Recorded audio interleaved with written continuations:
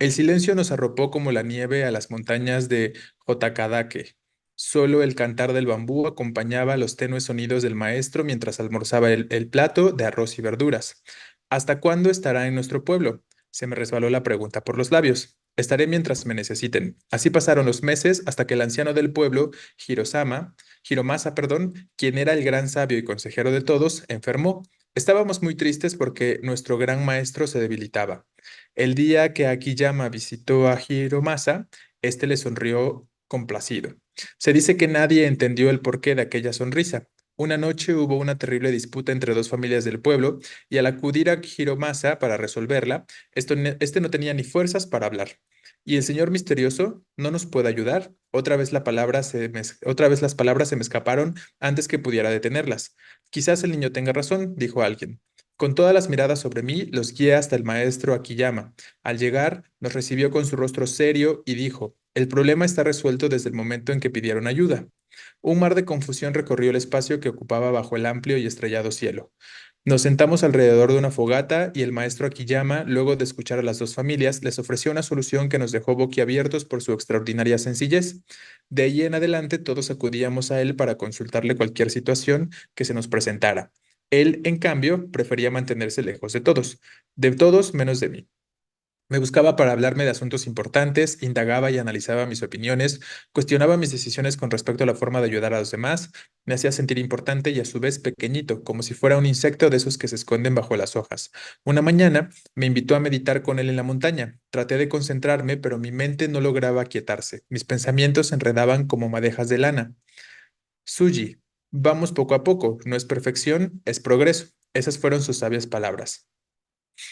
Todos los días practicábamos y platicábamos. Una tarde llegó una familia a buscarlo y el maestro no estaba. Me encontraron a mí sentado en la Sierra de las Flores Rojas, embelesado en mis pensamientos. ¿Dónde está el maestro?, preguntó aquella familia. Señalé hacia lo lejos donde se podía distinguir aún la silueta del maestro y contesté con tristeza. Akiyama se ha ido. ¿Y ahora a quién acudiremos?, preguntó la familia. Con un gesto les pedí que se sentaran y me contaran su problema. Todo mientras la figura de cabellos largos danzando al viento desaparecía de mi vista. Y entonces aquí tenemos como algunas breves referencias que pueden ser de utilidad para algún contexto. Nos dice que es un cuento, es finalmente una adaptación y se llama Maestro Akiyama, ¿no? Entonces, sabemos que es un texto narrativo y una de las preguntas que se plantean entonces sería, ¿el personaje principal de la lectura cuál es? ¿Es el pueblo? ¿Es Akiyama? ¿Es el niño? ¿O es Hiromasa? ¿Qué pensaríamos con respecto a esto? Ok, entonces, ojo, ¿no? Por aquí comentan algunas cosas que pueden ser de importancia o de relevancia. Finalmente, pero el niño también es un narrador, ¿no?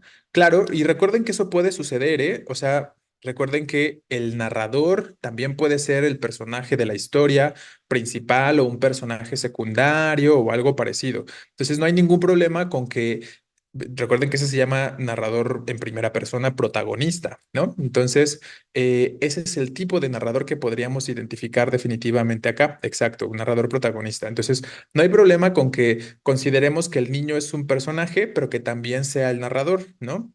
Ahí puede suceder sin ningún problema. Efectivamente, tendríamos que orientarnos más hacia el inciso C, como ya lo están comentando ustedes, justo por la cuestión en la que se plantea, ¿no? Él está contando la historia en primera persona, a pesar de que las referencias de pronto pueden girar en un momento en torno al anciano Akiyama o al sabio que podríamos considerar por ahí, pero al final es él quien hereda su legado, ¿no? De alguna forma, es él al final quien hereda su función dentro del pueblo como niño, ¿no? Entonces ahí tendríamos esta cuestión. Exacto, ¿no? Entonces, justo, aunque no tenemos tal cual que ojo, el título se llama, o sea, si nos guiamos por el título de la obra es Maestro Akiyama. Ese título podría hacernos considerar, al mencionarse desde ese contexto, que el personaje principal sea Akiyama específicamente, ¿no? Si te refieres a lo que tenemos en letras cursivas hasta arriba, con respecto a la lectura, trata sobre, sobre lo que le acontece a un niño en un pueblo. Esto es más como un referente temático, ¿no? El tema que se puede abordar en algún contexto en esta lecturita, ¿vale? Entonces, o sea, puede tener ahí como sus complicaciones en este sentido. Si nos dejamos llevar por el título, por ejemplo, o si nos guiamos por la idea del título, pues podríamos pensar que aquí llama, ¿no? Pero con respecto a lo que nos plantea el tema que se aborda en la narración, pues de pronto gira en torno al niño, ¿no? Que nos dice lo que le acontece a un niño en un pueblo. Y pues les digo, sobre todo por esta cuestión que en la que se convierte el heredero de alguna forma de la sabiduría en el pueblo, podríamos orientarnos más hacia la cuestión del niño, ¿no? Ojo, entonces también habrá que hacer algunas relaciones por ahí. El personaje principal sí puede ser el protagonista, definitivamente, y luego también puede suceder que el personaje principal no sea el narrador, ¿no? Entonces, no significa que van una cosa de la mano de la otra, ¿no? Pueden ser como aspectos diversos por ahí. Entonces, de todos modos, vamos a poner el inciso C y vamos a la siguiente pregunta que dice, en la lectura, la expresión el silencio nos arropó es un ejemplo de, bueno, esto es por si se acuerdan de las figuras retóricas, recuerden que al final son importantes en su contexto porque de pronto tienen que ver con esta cuestión de, en los textos poéticos se los llegan a preguntar, aunque de pronto de forma indirecta, ¿no? Y nos dice que está en la línea 14, podemos leer en un contexto un poquito más amplio.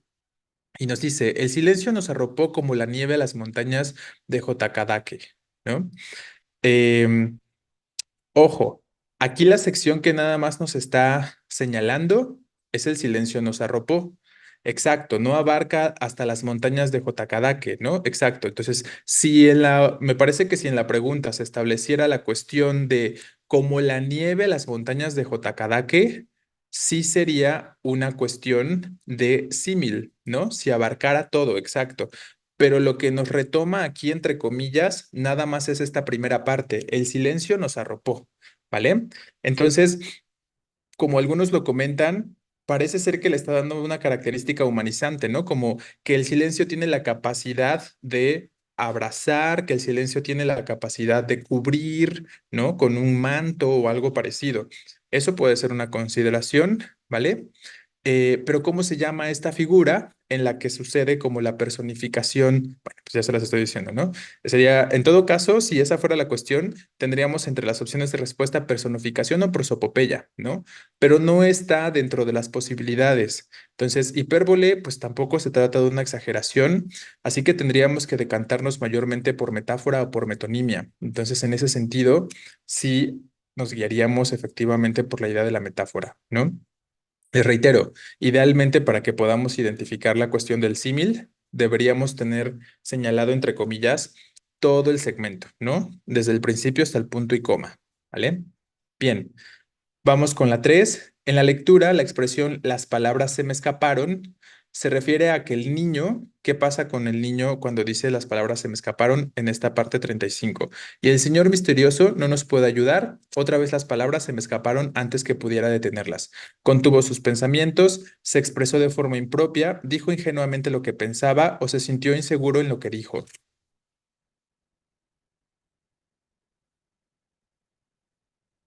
Exacto, la A sería todo lo contrario, ¿no? Porque para nada pudo contener sus pensamientos, más bien los expresó en su totalidad, ¿vale? Eh, por ahí la mayoría se decanta por el inciso C, dijo ingenuamente lo que pensaba, pero también llegan a considerar tanto B como D, ¿no? Eh, Alcanzo, creo, a visualizar esta cuestión de que se sintió inseguro de lo que dijo, porque al final nos está planteando ahí como otra vez se me escaparon antes de que pudiera detenerlas, ¿no? Hablando de las palabras específicamente, ¿vale? Pero me parece que aunque nosotros podríamos suponer que eso lo hace sentir incómodo, tampoco nos expresa de forma explícita una cuestión de inseguridad, ¿no? Al momento de expresar lo que está pensando específicamente. Entonces, yo creo que eso es algo que podríamos eliminar como posibilidad. Y luego, entre B y C, expresarse de forma inapropiada, perdón, o impropia, y decir ingenuamente lo que se piensa pues ahí tendríamos que estar más bien definiendo entre estas dos opciones de respuesta, ¿no? Es que no fue algo inapropiado, más bien imprudente, ¿vale? Es que la B no puede ser por lo que sigue, ¿no? O sea, una persona dice que tal vez tenga razón. Claro, ¿no? O sea, Impropia es lo mismo que inapropiado. Ahí podríamos cuestionarnos esta cuestión, ¿no? Porque algo inapropiado es algo que está fuera de contexto o fuera de lugar, ¿no? Pero ahí la opción de respuesta B dice impropio. ¿Y qué puede significar impropio? Todos tenemos como una idea muy básica de lo que puede significar, pero seguramente podría tener otros significados la palabra, ¿no? Y justo, ¿no? Falto de las cualidades convenientes según las circunstancias, ¿no? Ajeno a una persona, cosa o circunstancia de ella. Entonces, por aquí dice uno de sus compañeros, sin educación, efectivamente también puede funcionar inadecuado, eso sería un sinónimo, eh, deficiente. Entonces, ojo ahí que recuerden que las palabras pueden tener significados diferentes. Y entonces, una cosa podría ser el significado de la palabra impropio y otra cosa de inapropiado, ¿vale? Entonces, ojo con los significados. Dentro de lo que podría referir ese inciso B, estaría en su contexto, en el contexto semántico de la palabra, pues que se expresó cuando no debía hacerlo, ¿no? Y lo podríamos entender en alguna medida, que se está expresando en un contexto que no es adecuado para que un niño hable, ¿no? Porque finalmente es una disputa entre dos familias, entre adultos, y él entonces se le ocurre opinar al respecto, ¿no? Y el señor misterioso no nos puede ayudar, entonces ahí eso podría ser relevante para la consideración del inciso B. Y luego C, ingenuamente. ¿Por qué consideraríamos que es ingenuo o que de forma ingenua expresó lo que pensaba? ¿Cuál sería la cuestión ahí con la palabra ingenuamente? Entonces, yo creo que esas dos palabritas son las que deben llamar su atención. Impropio en el inciso B e ingenuamente en el inciso C.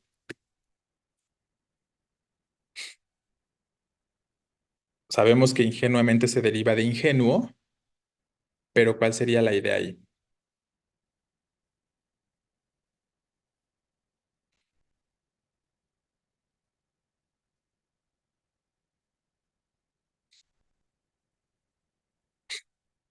Que ahí tenemos, ¿no? Les digo, ahorita podemos aprovechar para buscar significados de palabras que puede ser de utilidad porque tenemos la disponibilidad de hacerlo, ¿no? Si ustedes buscan, pues nos aparece de manera ingenua, ¿no? Que tampoco es como muy claro, pero de pronto también puede llegar a significar libre, sinceramente, con ingenuidad, sin doblez o engaño, ¿no? Entonces, todas estas cosas puede tener el significado, ¿vale?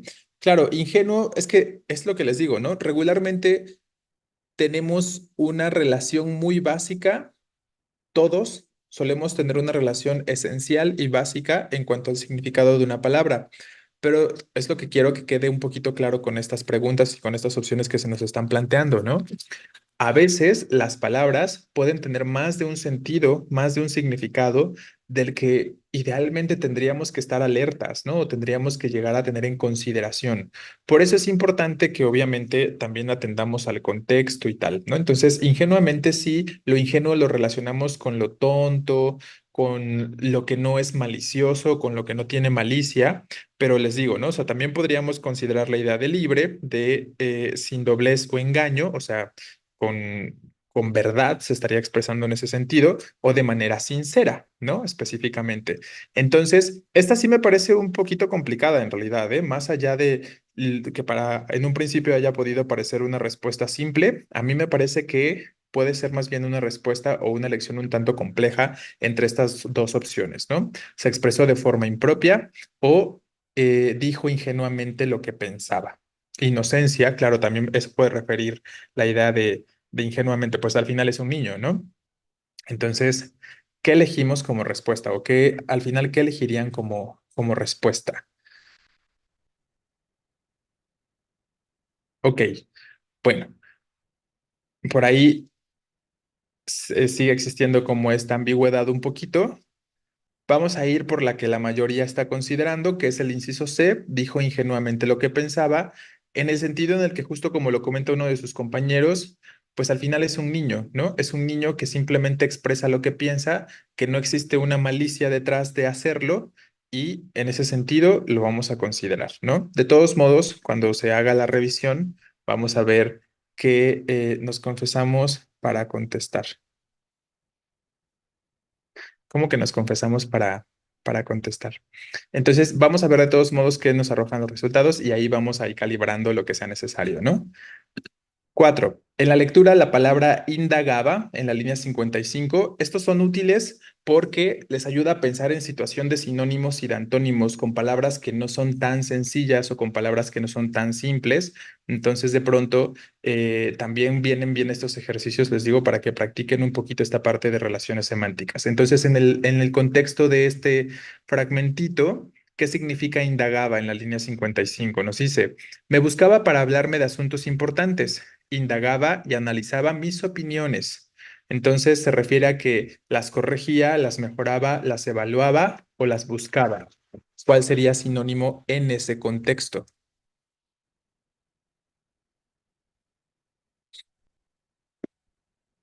Claro, ¿no? Efectivamente, eh, que es justo a lo que podríamos referir, ¿no? La palabra indagar definitivamente tiene este significado de buscar. Estoy completamente de acuerdo, ¿no? O sea, busca o buscar e indagar puede funcionar como sinónimo bajo total circunstancia, sin ningún problema, investigar, exacto, ¿no? Entonces, indagar puede ser sinónimo de buscar o de investigar efectivamente, ¿no? Entonces entiendo por ahí a la persona o las personas que llegan a considerar este inciso D, ¿no? Del buscaba de manera concreta.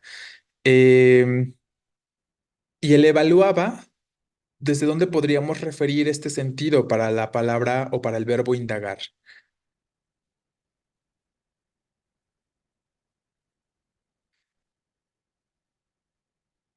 Ah, exacto, ¿no? Evaluar y analizar podrían ser más sinónimos en este sentido, estoy de acuerdo, ¿no? Entonces, pero ojo, aquí nos están preguntando por indagaba. En la lectura la palabra indagaba, ¿qué significa? ¿Vale? Entonces, si lo volvemos a retomar desde esta línea, me buscaba para hablarme de asuntos importantes, indagaba y analizaba mis opiniones, ¿no? O sea, buscaba y evaluaba, podríamos pensar en este contexto, ¿no? O sea, es decir, mejoraba y corregía, yo creo que definitivamente las podemos eliminar y no tienen la mayor relación con respecto a lo que se está planteando. Cuestionar es como evaluar. Ajá, cuestionar es como evaluar, efectivamente, pero analizar también es como evaluar, ¿están de acuerdo? Que justo era lo que planteaba uno de sus compañeros, ¿no? Entonces,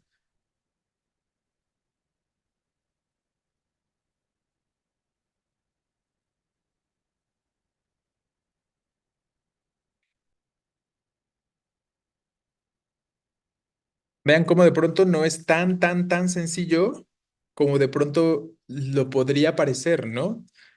Y a veces esta es como la particularidad de alguno de los exámenes, de este particularmente, ¿no? Que de repente parece ser que es muy obvio, pero resulta que no tanto. Entonces ahí hay que, les reitero, pensarle un poquito. Entonces tal vez se refiere a que buscaba encontrar en él opiniones. Entonces yo me inclino más por la cuestión de él buscaba específicamente para la respuesta de esta pregunta número 4 por lo que estábamos planteando, ¿no? Indagar tiene que ver con investigar y con buscar, ¿no? En esta relación. Y analizar tiene que ver, o sea, cuando nosotros analizamos algo, estamos haciendo un proceso de evaluación. Entonces, el evaluar me parece que está más relacionado con el analizar y el buscar está más relacionado con el indagar en el contexto de este fragmentito, ¿vale? Vamos a plantear esa opción de respuesta y iremos a la siguiente. En la lectura, la expresión mis pensamientos se enredaban como madejas de lana es un ejemplo de qué cosa. Aquí sí tenemos el cómo incluido, ¿no? En la cita completa. Entonces, efectivamente, si es una comparación, sí tendría que ser totalmente un símil, ¿no? Justo. Entonces, efectivamente, ahí tendríamos total claridad con respecto a esta. 6. De la lectura se puede deducir, perdón, que el niño, recuerden que una deducción tiene que ver con una suposición, con una inferencia, Entonces, ay, tiene un montón de opciones de respuesta esta. ¿Qué se puede deducir del niño? Me imagino que esto de 9 está de más, ¿no? Que sería el próximo sabio del pueblo, que quería aprender a meditar con Akiyama, que sabía que Akiyama se iría del pueblo, o que buscaba a alguien para sustituir al anciano del pueblo.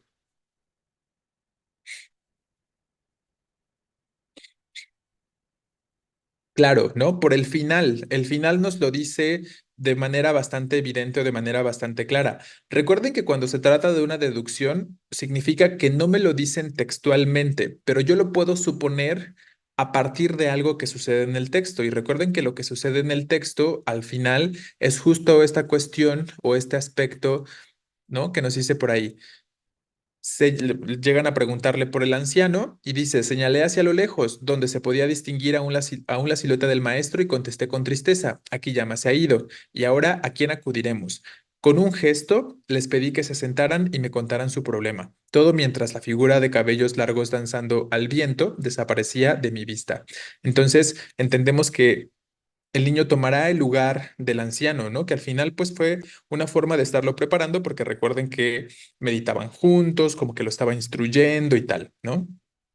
Entonces ahí tendríamos esta cuestión de psicólogo que hizo, se puede, exacto, ¿no? Efectivamente, parece un tanto psicólogo el niño. ¿Qué opción evidencia la respuesta del ejercicio anterior? Este tipo de preguntas es interesante porque obviamente no se presentan en el examen de Ceneval, pero este tipo de preguntas hacen lo que normalmente les he estado diciendo que tienen que hacer. Justifiquen su respuesta en el texto. Entonces, si yo tengo que justificar mi respuesta de la pregunta anterior, que habíamos dicho que se convertirá en el próximo sabio del pueblo, ¿dónde en el texto puedo encontrar información para poder argumentar tal cosa? Evidentemente, pues en la parte final del textito que justo corresponde con esta línea 75, ¿no? Entonces, a mí me agrada este tipo de pregunta en particular porque les digo, les hace o los obliga a que argumenten dentro del texto, ¿no? A que la respuesta que puedan dar la identifiquen en alguna sección del texto como tal, ¿vale? Ay, ya son 6:05 y no me había dado cuenta. Perdón, Ricardo, si ya estás por aquí. Nada más terminamos esta número 8 y ya, ¿vale? Súper rápido. ¿Cuántos narradores podemos identificar en la lectura?